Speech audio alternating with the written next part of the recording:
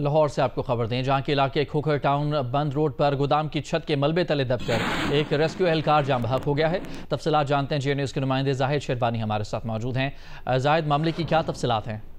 ये खोखर टाउन का इलाका है जो कि इंडस्ट्रियल एरिया है और यहाँ पर हर तरफ छोटी छोटी इंडस्ट्रियाँ लगी हुई हैं और इसी तरह की है कि यहाँ पर फैक्ट्री थी जिसमें अचानक जो है अभी इब्तदाई मालूमात के मुताबिक जो रेस्क्यू ने बताया कि शॉर्ट सर्किट की वजह से आग लगी और आग लगने के बाद रेस्क्यू टीमें यहाँ पर पहुंची हैं जिन्होंने आग बुझाने में 5 से 6 घंटे लिए हैं और उसके बाद इसी दौरान में जबकि आग बुझ चुकी थी, कूलिंग का अमल जारी था कि अचानक जो है उस फैक्ट्री की छत जो थी वो गिर गई, जिसमें 5 रेस्क्यू एहलकार जो है उस छत के नीचे दब गए, जिन्हें 4 को उन्होंने बाहिफाजत निकाल लिया है, जिसमें से एक क्रिटिकल है हॉस्पिटल राय के मुताबिक। और इसी तरह जो है जो बाकी के जो एक एहलकार था जिसका नाम नाजम था, 35 साल उसकी उम्र थी, वो उस मलबे के नीचे दब गया और तकरीबन 3 घंटे के बाद उसको डेड बॉडी उसकी निकाली गई है। एक अफसोसनाक वाक़या हुआ है, लेकिन इस वक्त इतनी शदीद वहाँ पे तपिश थी और मलबे का प्रेशर था, जो ऐनी शाहिदीन है उनका कहना था कुछ देर तक उसकी आवाज़ें भी आती रहीं, लेकिन उसके बाद वो सर्वाइव नहीं कर सका। और अब जो है 3 घंटे की मुसलसल जदोजहद के बाद रेस्क्यू एहलकारों ने उस मलबे से उसकी डेड बॉडी निकाली है, जिसे कि उसका के हवाले जरूरी कार्रवाई के बाद कर दिया जाएगा। इस मौके पर वज़ीर सेहत ख्वाजा सलमान रफीक और डॉक्टर नसीर जो हैं, रिजवान नसीर रेस्क्यू के DG भी रहे हैं और सेक्रेटरी भी हैं, उन्होंने यहाँ का दौरा किया है और इस अफसोसनाक वाक़े पर उनका कहना था कि लोगों को चाहिए कि अपने हिफाजती इक़दाम के लिए जरूर करें ताकि इब्तदाई तौर पर आग लगे तो फौरी तौर पर वहाँ से बुझाई जा सके और इस पर हम इम्प्लीमेंट भी करवाएंगे। और इस तरह से एक रेस्क्यू एहलकार जो है 35 साल नाज़म जो है वो इस ऑपरेशन में शहीद हुए। बहुत शुक्रिया आपका तफसीलात के लिए जाहिद।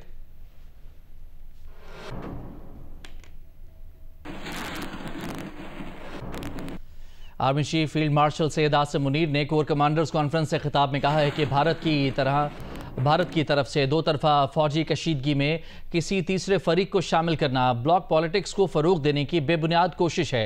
जरमीन ज़ाहरा जैदी की रिपोर्ट। ISPR के मुताबिक फील्ड मार्शल सैयद आसिम मुनीर की ज़ेर सदारत 271वीं कोर कमांडर कॉन्फ्रेंस का इनेकाद किया गया। Army chief field marshal Syed Asim Munir ने कहा कि भारत की तरफ से 2 तरफा फौजी कशीदगी में किसी तीसरे फरीक को शामिल करना ब्लॉक पॉलिटिक्स को फरोग देने की बेबुनियाद कोशिश है। इसका मकसद भारत का खित्ते में नीड सिक्योरिटी प्रोवाइडर के खुद साख्ता किरदार को गुमराहकुन तौर पर पेश करना है। कॉन्फ्रेंस के शुरा ने दहशतगर्द अनासर के खिलाफ सिक्योरिटी फोर्सेज की हालिया कामयाबियों का जायजा लेते हुए अज़म का अदा किया कि शोधा का खून रायगा नहीं जाएगा। शुरा ने तशवीश जाहिर की कि पहलगाम वाक़े के बाद भारतीय जहारियत को शिकस्त देने के बाद अब भारत प्रॉक्सीज के जरिए मजमूम एजेंडा आगे बढ़ाने की कोशिश कर रहा है। फोरम ने वाज़े किया कि पाकिस्तान की आवाम की हिफाजत और सलामती मुसल्लह अफवाज की अव्वलीन तरजीह है और भारतीय स्पॉन्सर्ड प्रॉक्सियों के खिलाफ हर सतह पर फैसला कुन और जामे कार्रवाइयाँ नागुज़ीर हैं। इस मौके पर आर्मी चीफ ने वज़ीर-ए-आज़म के हमरा ईरान, तुर्की, अज़रबैजान, सऊदी अरब और मुत्तहिदा अरब अमारात की हालिया कामयाब सिफारती दौरों के हवाले से पाकिस्तान के मुतहर्रिक किरदार से आगाह किया। फोरम को आर्मी चीफ के तारीखी अमेरिका के दौरे पर भी ब्रीफिंग दी गई, जहां आला अमेरिकी क़यादत को पाकिस्तान का बामकसद 2 टोक मौक़िफ़ पेश किया गया। फोरम ने मशरिक़ वस्ता और ईरान की बदलती हुई सूरत हाल के तनाजुर में पाकिस्तान की दाखिली खारजी सलामती की सूरत हाल का भी तफसीली जायजा लिया। शुरा ने तशवीश जाहिर की कि आलमी सतह पर ताकत के इस्तेमाल को तरजीही पॉलिसी टूल के तौर पर अपनाने का रुझान बढ़ता जा रहा है, जो पाकिस्तान के लिए न सिर्फ खुद इन्हिसारी बल्कि कौमी इत्तेहाद व अज़म को मजीद अहम बना देता है।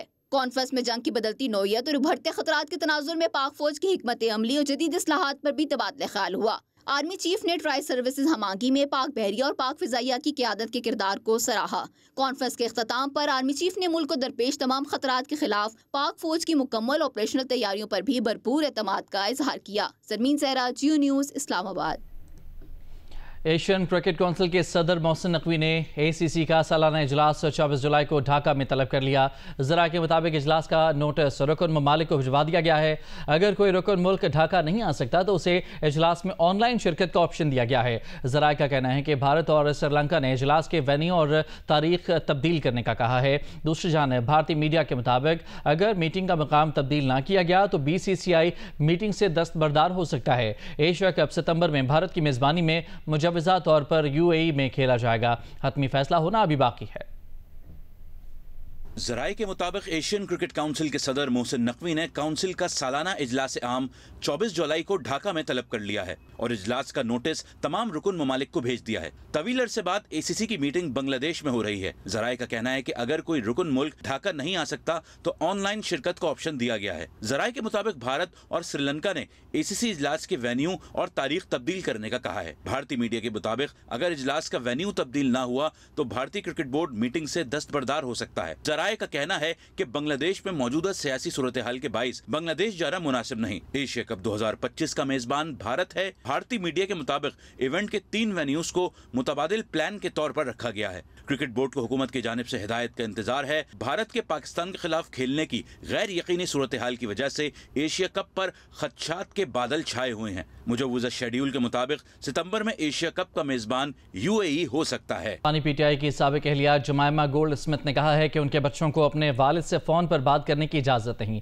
पाकिस्तान की हुकूमत ने कहा कि अब अगर बच्चे उनसे मिलने के लिए वहां जाएंगे तो उन्हें भी गिरफ्तार करके जेल में डाल दिया जाएगा। ये किसी जमहूरियत या एक फ़ाल रियासत में नहीं होता। ये सियासत नहीं बल्कि ज़ाती इंतकाम है।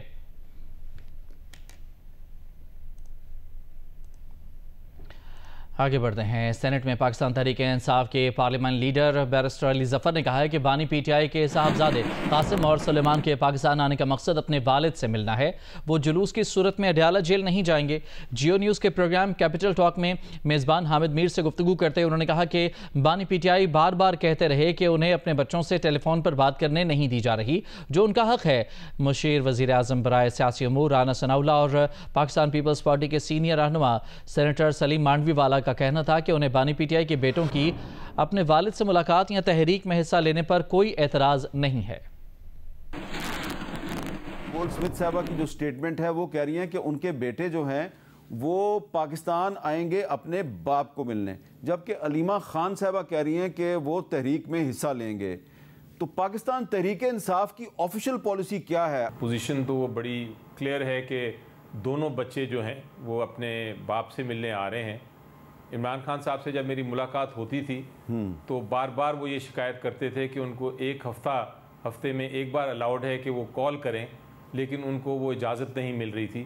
तो यकीनी तौर पे जो दोनों उनके बच्चे हैं वो उनको मिलने आ रहे हैं। जुलूस की सूरत में अडयाला जाने का मतलब यही होगा कि उनकी मुलाकात फिर नहीं हो सकेगी। और जिस तरह राना साहब कह रहे हैं कि वो फिर हो सकता है कानून की भी खिलाफ वर्जी हो, तो ऐसी कोई हम बात नहीं करेंगे, ना हरकत करेंगे। इमरान खान साहब के जो बेटे हैं बिल्कुल उन्हें ये हक है कि वो यहाँ पे तशरीफ़ लाएं अपने वालिद को मिलने के लिए, और उन्हें ये भी हक है कि वो अगर अपने वालिद की सियासी तहरीक में हिस्सा लेना चाहते हैं और उनकी जो है वो पार्टी में उनकी सियासत को जो वो ओन करना चाहते हैं, लेकिन अगर उन्होंने आके पॉलिटिकल मूवमेंट में हिस्सा लेना है या उनकी सियासत को ओन करना है तो फिर तो उनके लिए गिरफ्तारी बड़ी ज़रूरी है। गिरफ्तार होंगे तो फिर वो सही तौर पे जो है वो सियासी तौर पे अमर्ज होंगे ना। तो आप भी उनको एक अच्छा सियासतदान बनाना चाहते हैं? बिल्कुल बनना चाहिए उनको। अगर कासिम और सलमान पाकिस्तान आके किसी जलसे या जुलूस में हिस्सा लेते हैं उस पर भी आपको इतराज़? कोई इतराज़ नहीं है, जैसे राना साहब ने कहा, एंडोर्स इट। वज़ीर मुमलिकत बराए दाखिला तलाल चौधरी ने कहा है कि बानी PTI के बच्चे पहले पाकिस्तान नहीं आए, अब उन्हें आने का ख्याल क्यों आ गया? हुकूमत की जानिब से सियासत की इजाज़त है, इंतशार फैलाने की इजाज़त नहीं है। तलाल चौधरी ने जियो न्यूज़ के प्रोग्राम आज शाहजेब खानजादा के साथ में गुफ्तगू करते हुए कहा कि कोई इंतशार फैलाने आएगा तो 26 नवंबर से ज़्यादा सख्ती से पेश आएंगे।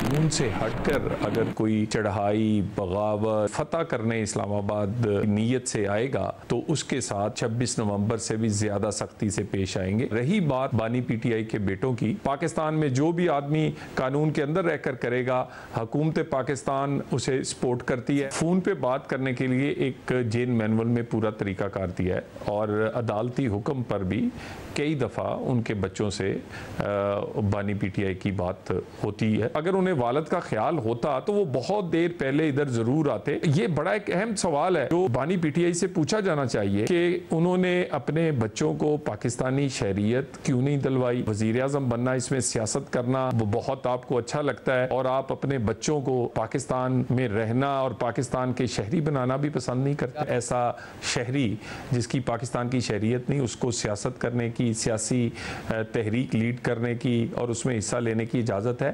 कानून अगर इसकी इजाज़त देता है तो 100 बार करें। सियासत की इजाज़त है, इंतशार की नहीं। सियासत एहतजाज की इजाज़त है, मगर एहतजाज की आड़ में किसी भी बगावत की और किसी भी इस तरह के काम की इजाज़त नहीं दी जाएगी जिससे यहाँ कारोबार हुकूमत हो या आम आदमी की ज़िंदगी इफेक्ट हो। बातचीत बिल्कुल होनी चाहिए और उसी मेज़ पे और स्पीकर के पास ही इन्हें वापस लौटना पड़ेगा। ये वापस लौटते हुए नजर आएंगे। एजेंडा एनआरओ नहीं होगा। इस तरह की तो बात ही कोई नहीं, कोई बात नहीं, कहीं कोई ऐसी सोच भी नहीं है और उस पर बात होती रही जिसकी वजह से वजीर दाखिला को स्टेटमेंट देना पड़ी। तर्जमान बलूचिस्तान हुकूमत शाहिद रिंद ने कहा है कि कोयटा, कलात, मस्तूंग और लोरालाई में फितनल हिंदुस्तान के दहशतगर्दों ने हमले किए। तर्जमान के मुताबिक तीनों मकामात पर सिक्योरिटी फोर्सेज ने फौरी और भरपूर जवाबी कार्रवाई की है। तर्जमान बलूचिस्तान हुकूमत शाहिद रिंद ने कहा कि अवाम की जान, माल और अमलाक की हिफाजत के लिए फोर्सेज मुकम्मल तौर पर अलर्ट हैं।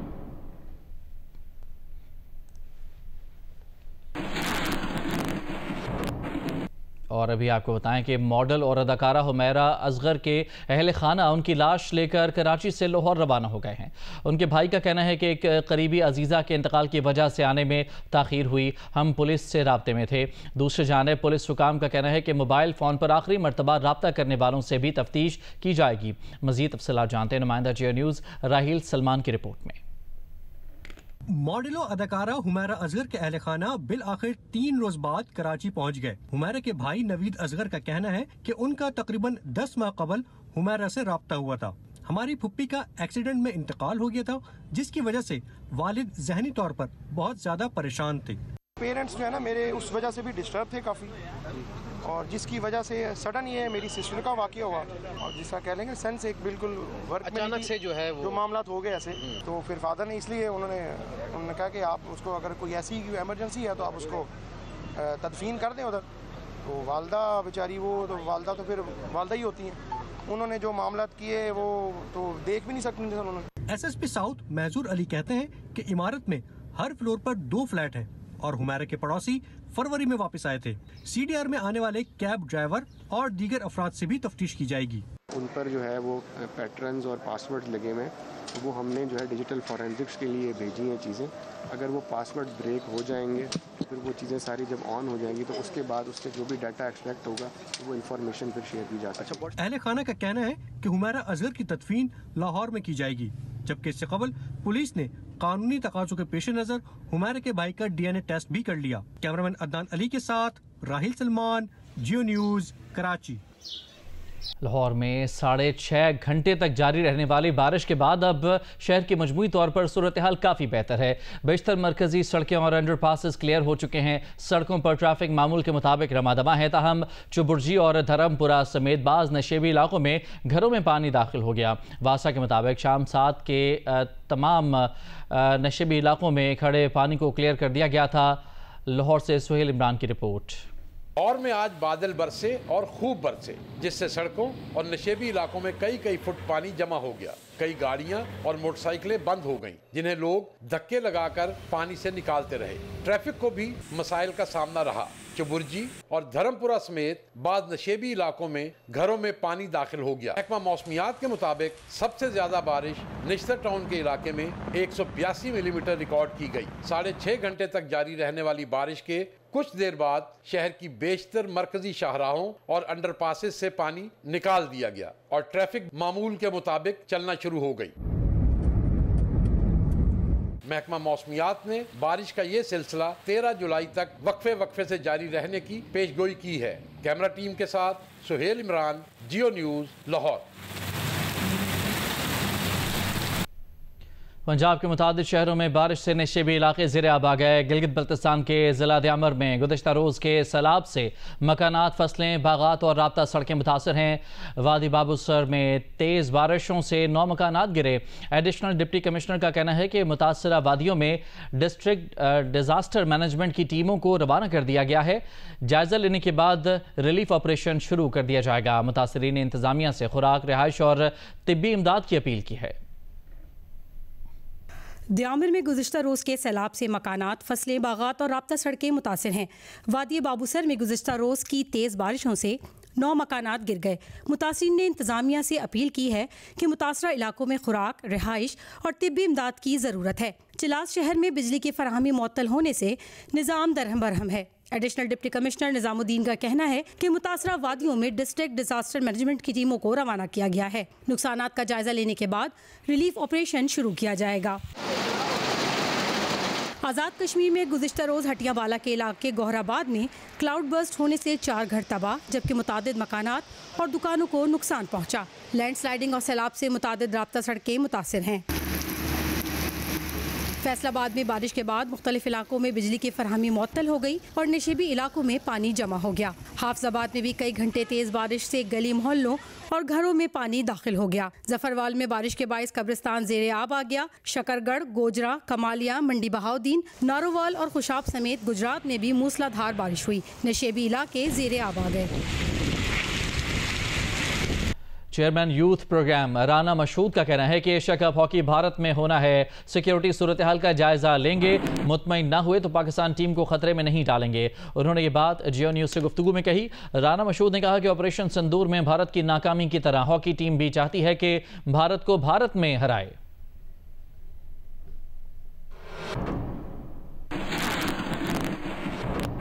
वफाकी वज़ीर तवानाई अवैस लगारी का कहना है कि 2023-24 के अंदर बिजली तकसीमकार कंपनियों में 591 अरब रुपए के नुकसानात हुए। माली साल 2024-25 में बिजली तकसीमकार कंपनियों के नुकसानात में 191 अरब रुपए की कमी की गई। अब ये नुकसानात कम होकर 399 अरब रुपए पर आ गए हैं। अगले 1 साल में बिजली के रेट्स मुस्तहकम रहेंगे। मैं आपको ये खुशखबरी दे रहा हूँ कि पिछले साल 591 अरब रुपए के नुकसानात जो हुए उसको हमने कम करके 191 अरब रुपए से कम किया। 1 साल के अंदर 591 अरब को हम 399 अरब रुपए के ऊपर ला के खड़ा किया। टारगेट अचीव हमने किया जो हमारे लिए लाजिम भी नहीं था, जिसमें से अक्सर हमने बेहतर रिकवरीज के जरिए रिकवर किया, लेकिन बिजली चोरी की भी मद में 10 या 11 अरब रुपए की बेहतरी लेके आए। बिजली के रेट अगले 1 साल के अंदर इंशाल्लाह मुस्तहकम रहेंगे और अगर हमने नेट मीटरिंग रेगुलेशंस को बेहतरी की तरफ ले गए उन रेटों के ऊपर और सरप्लस पावर की वजह से जो पैकेजेस हैं उसकी वजह से रेट के अंदर जो कमी है वो भी एक्सपेक्टेड है। कराची के इलाके खोखरापार में 16 साल लड़की की घर के बाहर से फंदा लगी लाश मिली है। पुलिस को शुबा है कि अरीबा को ज्यादती का निशाना बनाया गया है। शक की बुनियाद पर 4 अफराद को हिरासत में ले लिया गया है। मजीद तफसीलात जानते हैं नुमाइंदा जियो न्यूज़ राहिल सलमान की इस रिपोर्ट में। ये है वो गली जहां अरीबा अपने घर से निकली तो सफ़ाक दरिंदे इसकी घात में थे। पुलिस हुक्काम के मुताबिक अरीबा को गला घोंट कर कत्ल किया गया। लाश जो ये गली में फेंका हुआ था, ठीक है, तो अभी जो ये इंक्वायरी चल रही है और तो बच्ची की चप्पल भी इस घर में मिली है। मकतूला के वालिद ने बताया कि अरीबा 2 बहन भाइयों में बड़ी थी। घर से खाना लेके आई थी, मैं उसे घर पे नहीं था। उसके बाद बच्ची पता नहीं, मैं ये समझा बच्ची खाना घर रख के घर पे चली गई है। बराबर वालों ने दरवाज़ा खटखटाया, बोलने बेटा ये बाहर देखो क्या कौन पड़ा हुआ है। मैंने बच्ची को सीधा करा तो मेरी बेटी वहाँ पड़ी हुई, मेरे से रहा नहीं किया मेरे भाई। पुलिस ने जाए वक़ूए से शवाहिद जमा करके करीब ही ज़ेरे इमारत से 4 अफराद को हिरासत में ले लिया है। शुबा है कि अरीबों को ज्यादती का निशाना बनाया गया है। मेडिकल रिपोर्ट मौसूल होने के बाद मजीद कार्रवाई की जाएगी। राहिल सलमान, जियो न्यूज़, कराची। बाजोड़ में नामालूम अफराद की फायरिंग से अवामी नेशनल पार्टी के रहनुमा मौलाना खानजेब साथी समेत जाँ बहक हो गए। DPO बाजोड़ के मुताबिक मौलाना खानजेब को 13 जुलाई को होने वाले अमन मार्च से मुतालिक मुहिम के दौरान फायरिंग का निशाना बनाया गया। वाक़े के खिलाफ ANP कारकुनान ने एहतजाज किया। नमाज जनाजा कल अदा की जाएगी। DPO वकास रफीक के मुताबिक मौलाना खानजेब को नामालूम अफराद ने तहसील खार हेडक्वार्टर अस्पताल के करीब फायरिंग का निशाना बनाया। फायरिंग से मौलाना खानजेब अपने साथी डॉक्टर तारिक समेत जाँ बहक हो गए, जबकि दीगर 3 साथी जख्मी हो गए। मौलाना खानजेब बाजोड़ में 13 जुलाई को होने वाले अमन मार्च से मुतालिक मुहिम पर थे कि उन्हें निशाना बनाया गया। वाक़े के खिलाफ ANP कारकुनान ने एहतजाज किया। सीनियर रहनुमा मियाँ इफ्तिखार हुसैन ने कत्ल की मजम्मत करते हुए 3 रोज़ा सोग का ऐलान किया है। मौलाना खानजेब अवामी नेशनल पार्टी के उलमा कौंसिल के सरबरा और बाजोड़ से कौमी असम्बली के साबिक उम्मीदवार रह चुके हैं।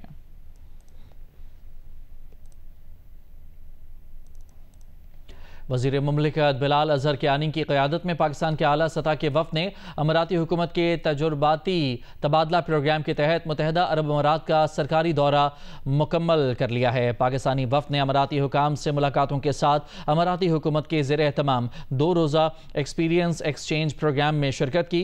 बिलाल अज़हर कियानी ने डिजिटल गवर्नेंस, अवामी खदमात की फराहमी और जदीद टैक्स निज़ाम के शोबों में इल्म और तजुर्बे के तबादले को मुमकिन बनाने पर UAE हुकूमत का शुक्रिया अदा किया और आलमी मयार के डिजिटल गवर्नेंस, कारीगरी, कारकर्दगी और अवामी शोबे में मुसाबकत के लिए पाकिस्तान के पुरज़्म होने का इजहार किया।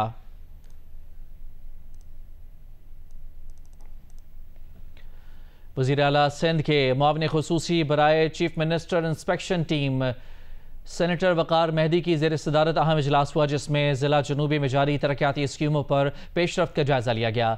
सेनेटर वकार मेहदी ने कहा कि तरक्याती स्कीमों की मुअय्यना मुद्दत में तकमील और तामीराती कामों के मयार पर कोई समझौता नहीं किया जाएगा। तरक्याती कामों से मुतालिक कोताही या गफलत पर जिम्मेदार अफसरान के खिलाफ कार्रवाई की जाएगी।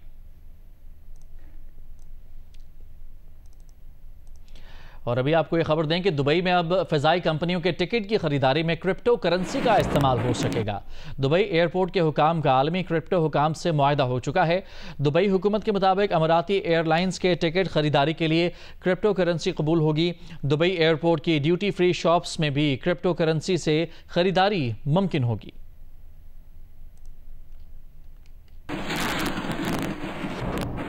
इसराइली वज़ीर आज़म नेतन्याहू ने कहा है कि इसराइल गज़ा में मुजवज़ा 60 रोज़ा जंगबंदी के दौरान मुस्तकिल जंगबंदी के लिए बातचीत करेगा। नेतन्याहू ने कहा कि हमास की तरफ से हथियार डालना इसराइल की बुनियादी शराइत में से है। इसराइल की यह शर्त भी है कि हमास के पास गज़ा की हुक्मरानी और फ़ौजी सलाहियतें ना रहें। ये शराइत 60 रोज़ में पूरी हो गई तो बहुत अच्छा, वरना फ़ौजी ताकत से इन्हें पूरा किया जाएगा। मुजवज़ा 60 रोज़ा जंगबंदी के लिए इसराइल हमास बलवास्ता मुज़ाकरात एतवार से कतर में जारी हैं। गज़ा में मज़ालिम के खिलाफ जर्मनी में पार्लियामेंट के सामने एहतजाज किया गया। मुजाहिरीन ने इसराइली मज़ालिम के शिकार गज़ा के बच्चों के पोर्ट्रेट पार्लियामेंट के सामने आवेज़ा किए। जर्मन चांसलर के दफ्तर पर सुर्ख रंग फेंक कर गज़ा में जारी नस्लकुशी पर एहतजाज किया गया। मुजाहिरीन ने जर्मन हुकूमत से गज़ा में फ़लस्तीनियों की नस्लकुशी में इसराइल का साथ न देने का मुतालबा किया।